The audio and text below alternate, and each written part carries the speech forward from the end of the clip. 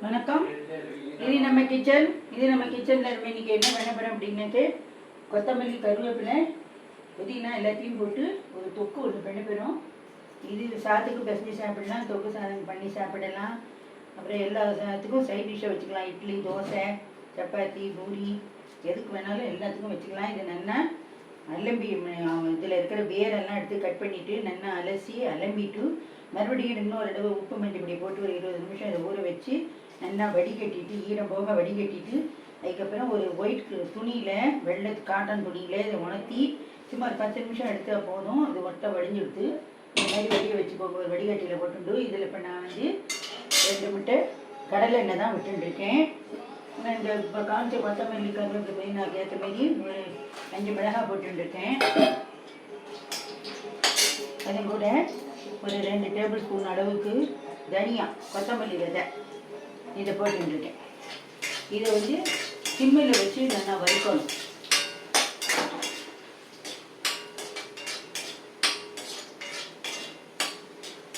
இது பித்தத்துக்குலாம் ரொம்ப நல்லது, நாட்டுக்கு நல்லா விரும்புன்னு இருக்கும். இந்த மிளகாய் வறுபட்டது எப்படி நீங்கள் தெரிஞ்சு போயிடும் அப்படின்னாக்க உப்பிடும். ஒவ்வொரு சமயத்தில் மிளகாய் வெடிக்கும். நல்லா செவந்து வரணும். அப்புறம் மிளகாய் கமர்ற வாசனை வரும். கமர்ற வாசனை வந்துச்சுன்னா இந்த மிளகாய் வறுபட்டு விட்டுன்னு அர்த்தம்.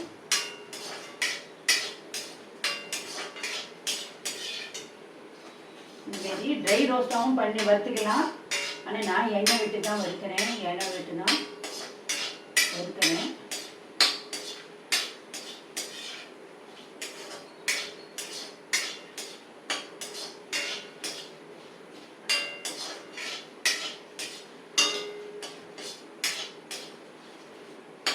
இப்போ நல்லா வறுபட்டு எடுத்து இதை நம்ம அடுப்பு ஆஃப் பண்ணிவிட்டு இந்த மிக்ஸி ஜாரில் எடுத்துன்னு விடலாம்.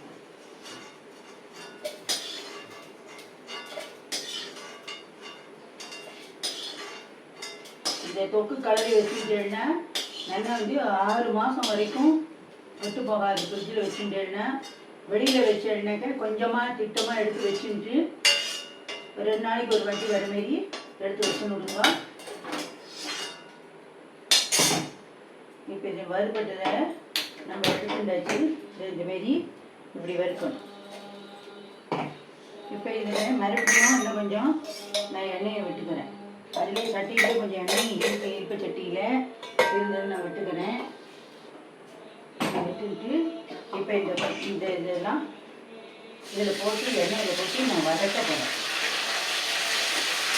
இது நீங்கள் அரைச்சிட்டு கூட இன்னொரு மெத்தட் கூட பண்ணலாம். அரைச்சிட்டு கூட வதக்கலாம். பெருசாக வச்சுக்கிறேன் நான் அடுப்பை. அது என்னென்னா ரொம்ப நேரம் வெட்டிப்படுத்துக்கு ரொம்ப நேரம் ஆகும். வெளியிலாம் குத்தி தெரிக்கும். இது இன்னும் கொஞ்சம் சட்டுன்னு பண்ணிடலாம்.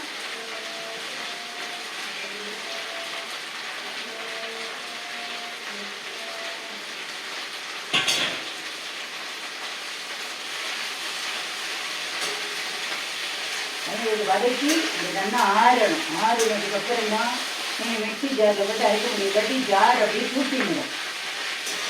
வெளியிலலாம் தெரிக்கும் அரைக்கும் போது. இது முழுக்க நல்லெண்ணெய் விட்டு பண்ணவொன்னே இருக்கா. நான் அது வதக்கிறதுக்கு தான் நல்லெண்ணெய் வச்சுக்கிறேன். இது பண்ணும்போது நான் நல்லெண்ணெய் விட்டு அதை பண்ணிக்கிறேன்.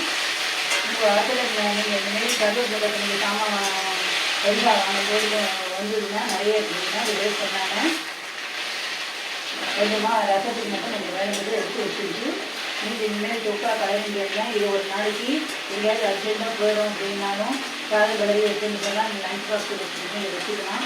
இது ரொம்ப நல்லா இருக்கும். இப்போ நம்ம இதுக்கு என்ன பண்ணுறோம்னா வெந்தயம், கடுகு இது ரெண்டும் ட்ரை ரோஸ்ட் பண்ணி வறுத்து அரைச்ச பவுடர். இது ஊறுகாய்க்கு போடுறதுக்காக இந்த மாதிரி வறுத்து அரைச்சி வச்சுக்கலாம். இந்தமாதிரி தொக்கு கலர்னாலும் போட்டுக்கலாம். இல்லை இந்த பவுடர் உங்கள்கிட்ட இல்லை அப்படின்னா நீங்கள் இந்த மிளகாயத்தை வறுக்கும்போதே மிளகாய் தனியாக வறுக்கும்போது கடுகு, வெந்தயம் நீங்கள் எதையும் போடுனால இது நல்லா தொக்கு நல்லா வாசனையாக இருக்கும். அதுக்காக தான் இந்த பவுடர் போடுறது. அதுக்கப்புறம் பெருங்காய கட்டி. நீங்கள் பெருங்காய கட்டியாக கட்டினாலும் சரி, சூடாக போட்டுனாலும் சரி, இல்லை பெருங்காயம் ஜலமாக வச்சுருந்தாலும் சரி, எப்படி பண்ணாலும் நல்லாயிருக்கும். இல்லை வறுக்கும் போதே பெருங்காய் கட்டி இந்த எண்ணெயில் மிளகாய் வறுக்கும் போதே வறுக்க முடியும். இது நல்லா இந்த ஈரம் துண்டுற அளவுக்கு இதை நல்லா வறுக்கணும்.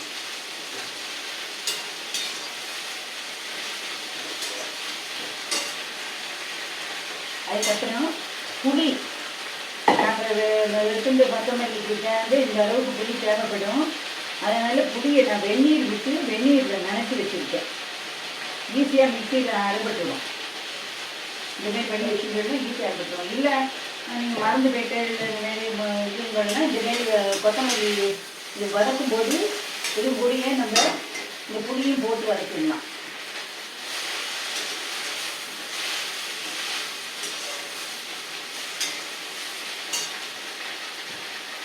அதுக்கப்புறம் இது கொஞ்சம் மஞ்சள் தூள் போட்டுக்கணும்.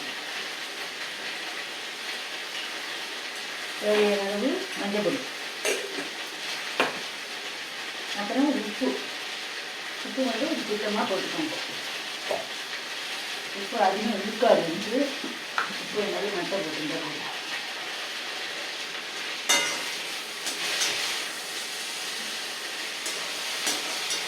இப்போ இது வந்து நல்லா வதங்கணும். வதங்கி வரலன்னா பச்சை வாசனை உண்டு. இது நல்லா வதங்கணும். இந்த எண்ணெயில் வதங்கணும். இது நல்லா வதங்கி வரட்டும் பார்ப்போம். இப்போ இதெல்லாம் நல்லா வதங்கி எடுத்து இதை வந்து நம்ம முன்னாடி எல்லாம் போட்டு வச்சுருக்கோம் இல்லையா இந்த சாமானோட, அதோட இதையும் போட்டுக்கணும். நல்லா ஆற வச்சுட்டு அதுக்கப்புறமா நான் இதில் போடுறேன். வதங்கி எடுத்து நல்லா வதங்கியாச்சு. நல்லா ஆறி எடுத்து ஆறினதுக்கப்புறம் தான் இதெல்லாம் போடணும். ரொம்ப நேரம் வதக்கக்கூடாது. அப்புறம் பொரிஞ்சு போயிடும், கருகி போயிடும், டேஸ்ட் மாறிடும். அதுக்கப்புறம் அது ஒரு டிஃப்ரெண்ட் டேஸ்ட்டாக போயிடும்.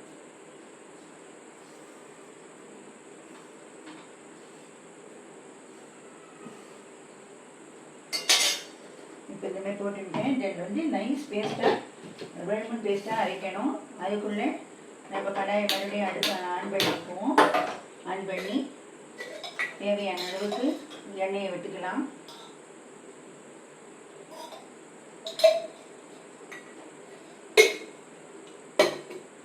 எண்ணெய் சூடாகணும். சூடானதுக்கப்புறம் இதில் தேவையான கடுகை போடுவோம். இந்த கடுகு வெடிச்சு வரட்டும். அதுக்குள்ளே இந்த பேஸ்ட்டை நம்ம அரைச்சிட்டு இதுக்கப்புறம் என்னங்கிறத பார்க்கலாம். இப்போ கடுகு நல்லா வெடிக்கிறது. நான் அடுப்பு ஆஃப் பண்ணிக்கிறேன். இப்போ எனக்கு அரைச்சி அந்த பேஸ்ட்டு ரெடி ஆகிடுச்சு. இதுமாரி நைஸாக அப்படி அரைச்சிக்கணும்.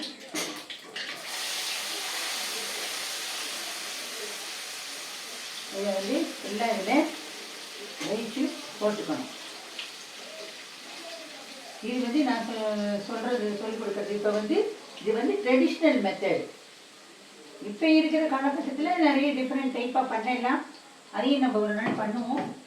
இப்போ வந்து ட்ரெடிஷ்னல் மெத்தடில் பண்ணலாம். நீங்கள் நிறைய கருவேப்பிலை மரம் இருக்கு, இல்லை நீங்கள் நிறைய கொத்தமல்லி பயிர் பண்ணுறேன், இல்லை புதினா பயிர் பண்ணுறேன் அப்படின்னாக்க மதிப்பு கூட்டும் வரி அப்படின்னு சொல்லி மதிப்பு கூட்டி விற்கிறது அப்படின்பா. நீங்கள் என்ன பண்ணுறீங்க, ஒரு 10 பேர் 20 பேர் உங்கள்கிட்ட எவ்வளோ இருக்கும் அதுக்கு தகுந்தாப்புல ஆட்களை போட்டு இப்போ நம்ம இந்த மிக்ஸி ஜாரை கொஞ்சம் ஜலம்பிட்டு அலம்பி விட்டுக்கலாம்.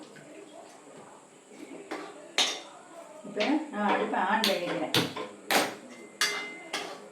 மதிப்பு கூட்டி விற்கிறது அப்படின்பா. நீங்கள் என்ன பண்ணுறீங்க, ஒரு ஸ்மால் ஸ்கேல் இண்டஸ்ட்ரீஸ் மாரி ஓப்பன் பண்ணி கூட நிறைய பேருக்கு வேலை கொடுக்கலாம். நீங்கள் இதெல்லாம் வச்சு போட்டு அவளுக்கு இந்தமாரி தொழில் செய்யறதுக்கு சொல்லி கொடுத்தாள்னா அவளும் செய்வா. அவளுக்கு ஒரு பங்கு லாபம் கிடைக்கும், உங்களுக்கு கொஞ்சம் லாபம் கிடைக்கும். இந்தமாரி பண்ணி எஃப்எஸ்எஸ்ஐயில் சர்டிஃபிகேட் வாங்கிட்டு நீங்கள் வந்து இந்தமாரி பண்ணி நீங்கள் நிறைய பேருக்கு கொடுத்து நீங்களும் லாபம் பார்க்கலாம். பெரிய பெரிய கம்பெனிகள்லாம் நல்ல லாபம் விற்கிறாங்க.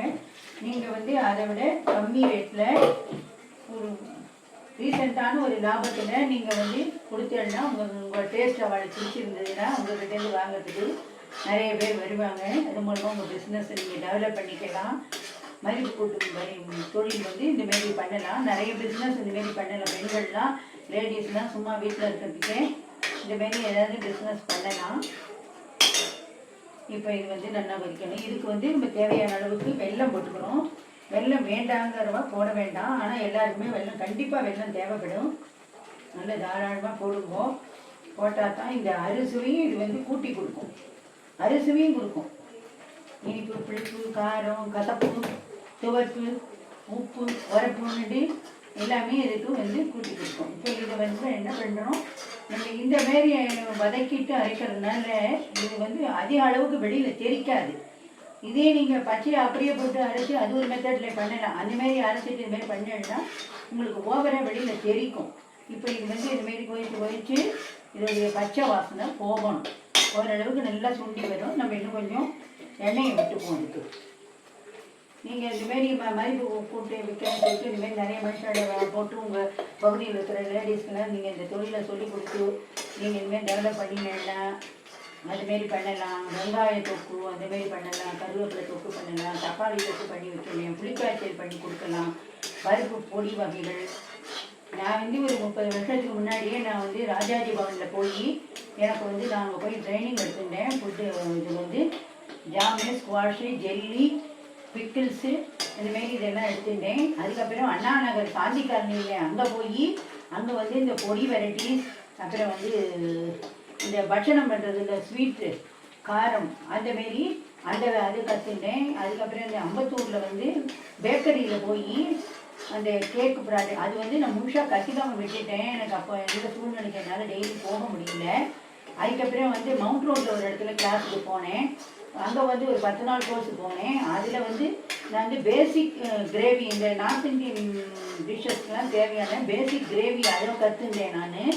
அதுக்கப்புறம் இங்கே வந்து மவுண்ட் ரோட்டில் எம்எஸ்எம்இயில் போய் நம்ம பிஸ்னஸ் பண்ணுறதுக்காக இட்லிக்கு மாவு அரைக்கிறது, தோசை, சப்பாத்தி, பூரி இதெல்லாம் பண்ணி இதெல்லாம் எப்படி வந்து நம்ம சேல் பண்ணுறது, எத்தனை நாளைக்கு அப்படி கெட்டு போகாமல் வச்சுக்கிறது, எப்படி என்னென்ன ப்ரிசர்வேட்டிவ் சேர்க்கணும், எந்த அளவில் சேர்க்கணுங்கிறது எல்லாத்தையும் கற்றுட்டேன் நான். எனக்கு அப்போ இருந்ததுனால என் குழந்தையெல்லாம் சின்ன சின்னதாக இருந்ததுனால என்னால் எந்த பிஸ்னஸ்லையும் இப்போ பண்ண முடியலை. அப்புறம் அப்பளம், வடம், வத்தல் இதெல்லாம் நானே எல்லாமே வந்து நான் போட்டு நான் நிறைய பேருக்கு வேணுங்கிற வாழ்க்கை சேல் பண்ணி கொடுத்துருக்கேன். எல்லாமே உங்களுக்கும் உங்களை வந்து நான் வந்து போக கொஞ்சம் கொஞ்சமாக இதெல்லாம் உங்களுக்கு நான் சொல்லித்தரேன். நான் பண்ணுறது எல்லாமே நான் கற்றுன்றது எல்லாமே ஹோட்டல் இண்டஸ்ட்ரியில் செய்கிற மெத்தடில் தான் நான் பண்ணுறேன். ப்ரிசர்வேட்டிவ் மட்டும் நான் போடுறதில்லை. வீட்டில் பண்ணுறதுனால நான் ப்ரிசர்வேட்டிவ் செய்யறதில்லை. ப்ரிசர்வேட்டிவ் உடம்புக்கு கெடுதி அப்படிங்கிறதுனால பண்ணுறதில்லை. ஆனால் நம்ம நல்ல லாட்டாக ஒரு 10 கிலோ பண்ணணும், அந்தமாரிலாம் பண்ணி பாட்டிலாக போட்டு சேல் பண்ணணும், சேலுக்கு கொண்டு போகணும்போது கண்டிப்பாக ப்ரிசர்வேட்டிவ் போட்டால் தான் அது கெட்டு போகாமல் இருக்கும், இல்லைன்னா அது கெட்டு தான் போகும். இப்போ இது நல்லா கொதித்து சுண்டி வரணும். இப்போ பார்த்தீங்கன்னா இது வெளியிலேயே தெரிக்கலை. இந்தமாரி வதக்கிட்டு நம்ம இந்தமாரி பண்ணினோம்னா இது வெளியில் தெரிக்காது. இது நல்லா சுண்டி வரட்டும். அப்புறம் எப்படி வருதுங்கிறத பார்ப்போம்.